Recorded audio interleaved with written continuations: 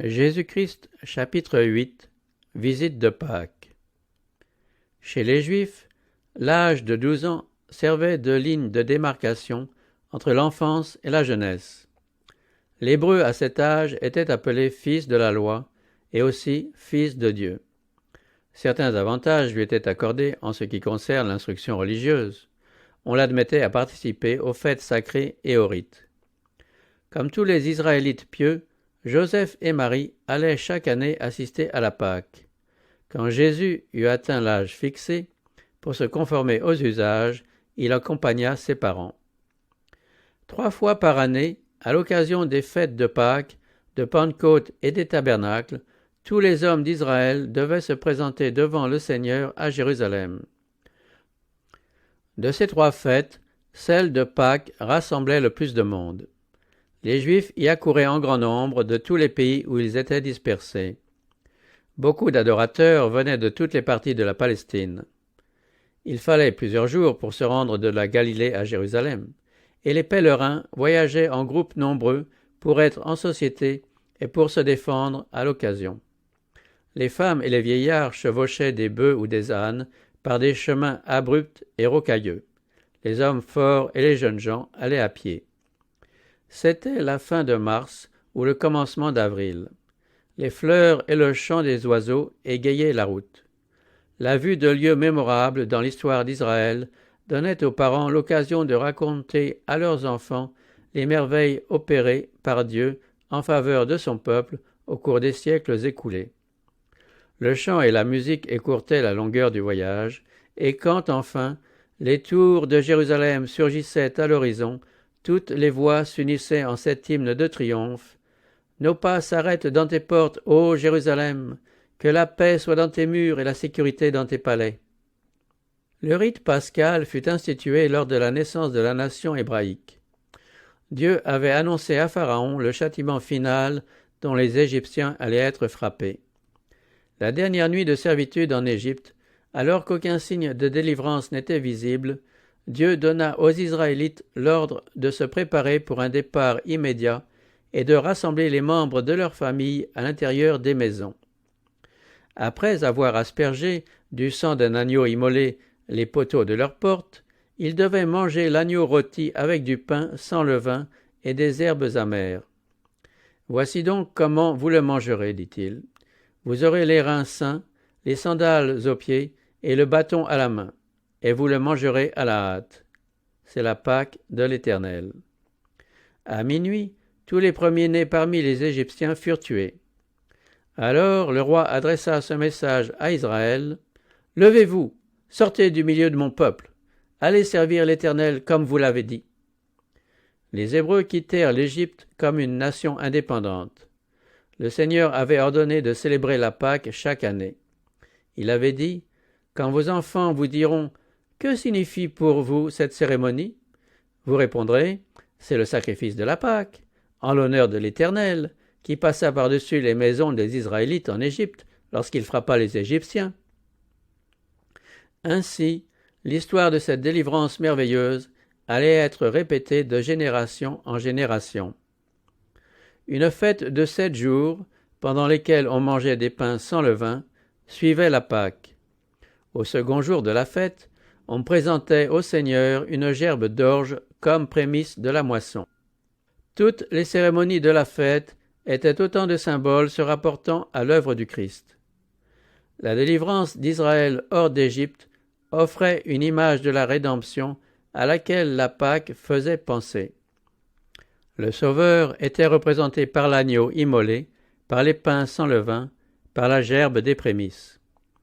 Chez la plupart des contemporains du Christ, l'observation de cette fête avait dégénéré en formalisme. Mais quelle signification ne revêtait-elle pas aux yeux du Fils de Dieu? Pour la première fois, l'enfant Jésus vit le temple. Il aperçut les prêtres, vêtus de blanc, accomplissant leur ministère solennel. Il vit la victime sanglante sur l'autel du sacrifice. Il se prosterna pour prier avec les autres adorateurs, tandis que la nuée d'encens montait vers Dieu. Il assista au rite si impressionnant du service pascal. Et de jour en jour, il en comprit mieux la signification.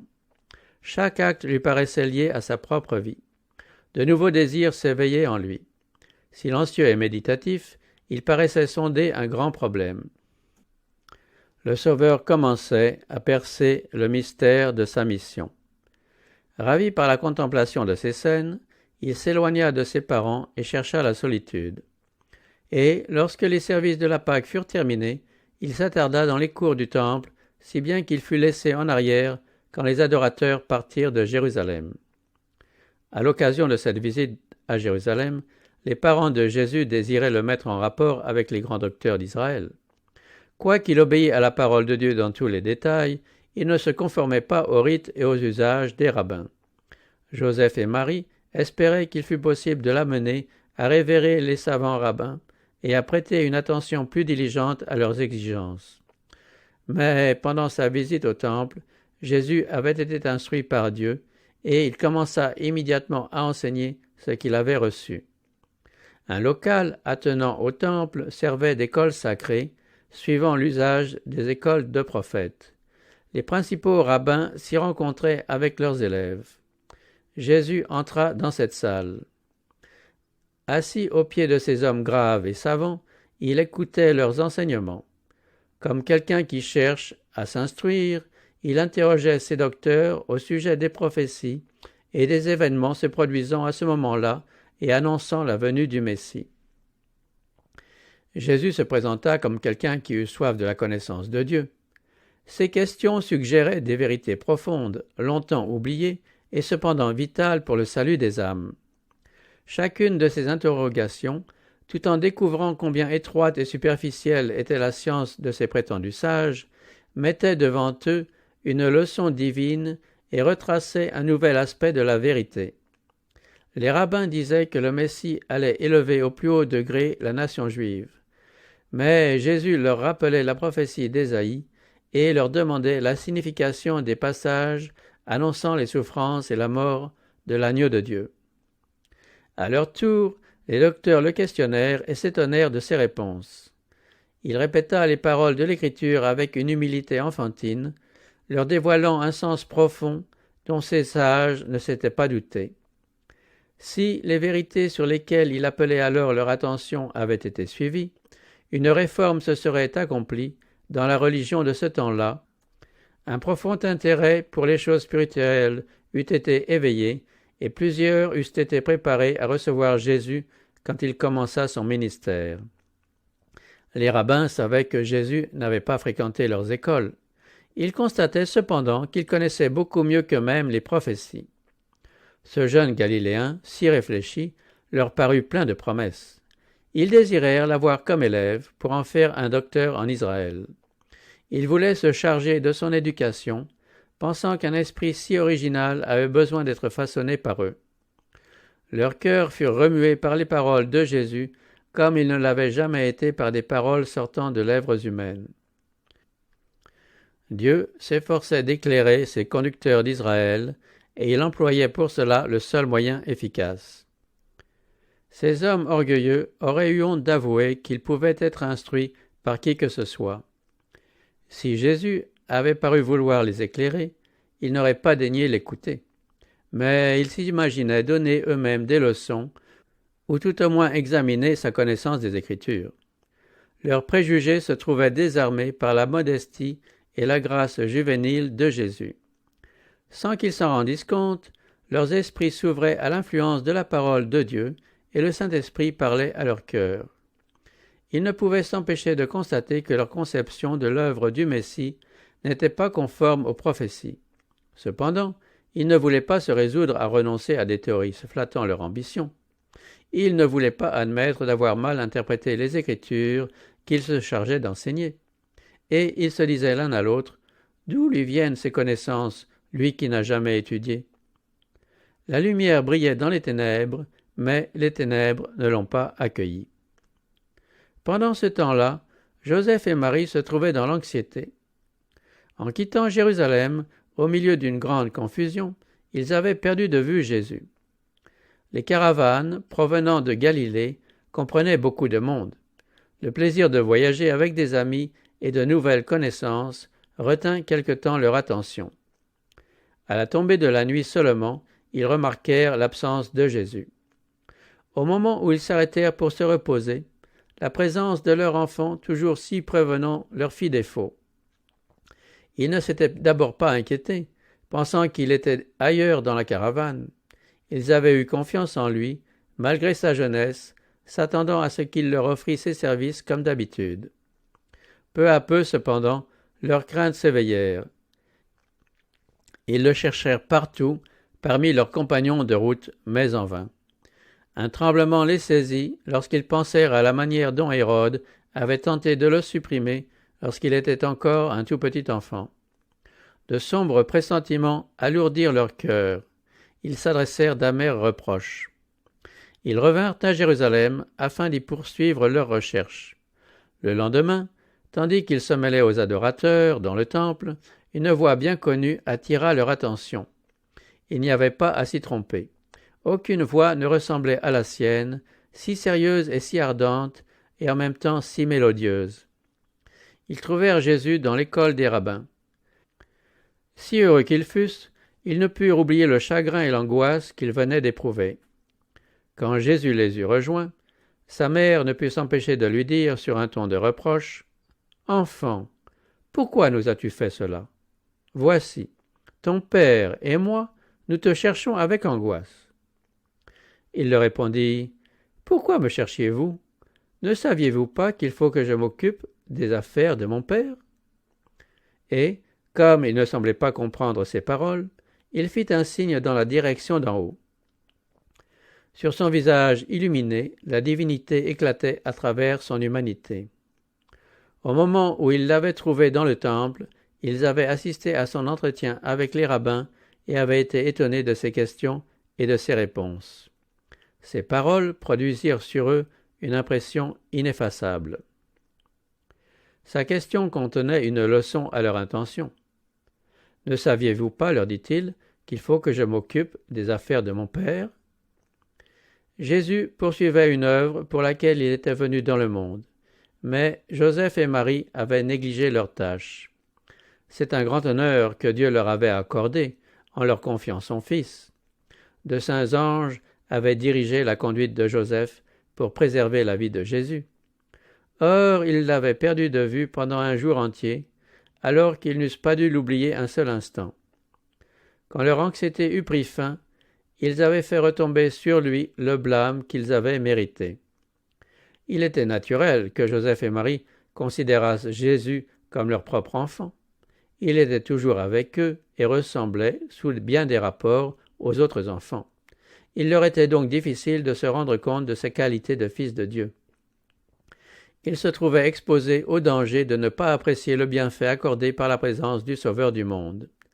Le chagrin de la séparation et le tendre reproche qu'impliquaient les paroles de Jésus avaient eu pour but de leur montrer combien était sacré le dépôt à eux confié. Par la réponse qu'il fit à sa mère, Jésus montra pour la première fois qu'il comprenait quelle était sa relation avec Dieu. Avant sa naissance, l'ange avait dit à Marie « Il sera grand et sera appelé Fils du Très-Haut, et le Seigneur Dieu lui donnera le trône de David son père. Il régnera sur la maison de Jacob éternellement, et son règne n'aura pas de fin. » Marie avait médité sur ces paroles, elle croyait que son enfant allait devenir le Messie d'Israël, mais elle ne comprenait pas sa mission. En ce moment, elle ne comprit pas les paroles de Jésus. Elle vit cependant qu'il avait répudié toute parenté physique avec Joseph et s'était déclaré fils de Dieu. Jésus n'ignorait pas la nature de sa relation avec ses parents terrestres. Retourné de Jérusalem à son foyer, il les aida dans leurs pénibles tâches. Cachant dans son cœur le mystère de sa mission, il attendit patiemment le moment qui lui était fixé pour commencer son œuvre.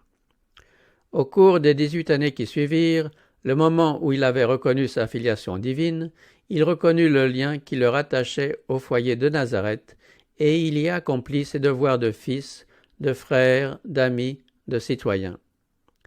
Après que sa mission lui eut été révélée dans le temple, Jésus évita le contact avec les foules. Il désirait retourner paisiblement de Jérusalem avec ceux qui connaissaient le secret de sa vie.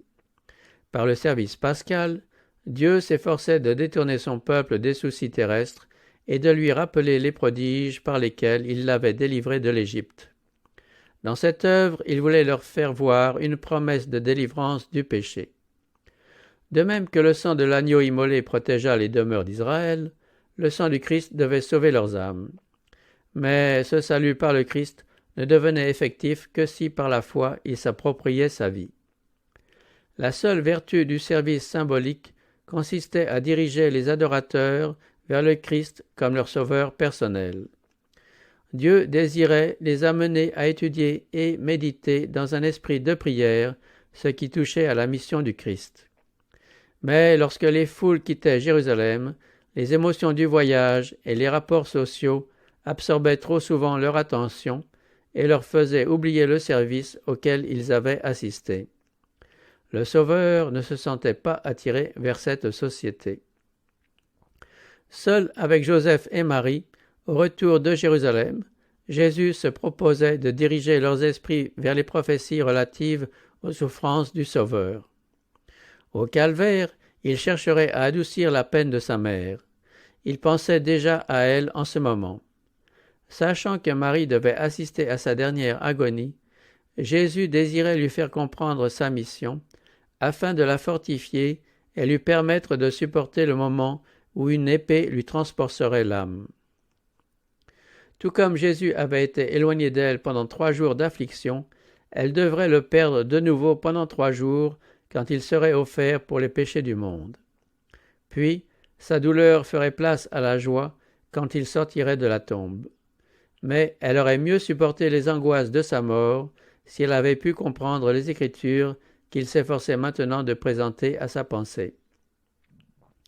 Si Joseph et Marie étaient restés en étroite communion avec Dieu par la méditation et la prière, ils auraient reconnu le caractère sacré du dépôt qui leur avait été confié et n'auraient pas perdu de vue Jésus. Un seul jour de négligence leur ravit le Sauveur. Pour le retrouver, il leur fallut 3 jours de recherche anxieuse. Nous-mêmes faisons semblable expérience. Par des conversations oiseuses, des médisances ou par la négligence de la prière, nous pouvons perdre en un jour la présence du Sauveur, et bien des jours de recherche douloureuse peuvent s'écouler avant que nous l'ayons retrouvé et que nous soyons rentrés en possession de la paix momentanément disparue. Dans nos rapports les uns envers les autres, nous devons veiller à ne pas oublier Jésus, à ne pas poursuivre notre route sans nous rendre compte qu'il n'est pas avec nous. Quand nous nous laissons absorber par les intérêts mondains au point de ne plus penser à celui en qui se concentrent nos espoirs concernant la vie éternelle, nous nous séparons de Jésus et des anges du ciel. Ces êtres saints ne peuvent demeurer là où la présence du Sauveur n'est pas désirée, où son absence n'est pas remarquée. Ceci explique pourquoi il y a si souvent du découragement chez ceux qui professent être des disciples du Christ. Il y en a beaucoup qui assistent au service religieux et se trouvent rafraîchis, réconfortés par la parole de Dieu, mais, en négligeant la méditation, la vigilance et la prière, ils perdent la bénédiction obtenue et se retrouvent plus pauvres qu'auparavant. Il leur arrive souvent de s'imaginer que Dieu les a traités durement. Ils ne voient pas que la faute réside en eux-mêmes. En s'éloignant de Jésus, ils se sont privés de la lumière de sa présence. Il nous serait avantageux de passer chaque jour 1 heure dans la méditation et la contemplation de la vie du Christ. Il faudrait y penser d'une manière détaillée, s'efforçant par l'imagination d'en reproduire toutes les scènes, surtout les dernières. En méditant ainsi sur le grand sacrifice accompli pour nous, notre confiance en Christ se trouve affermie, notre amour est intensifié et son esprit nous pénètre plus complètement.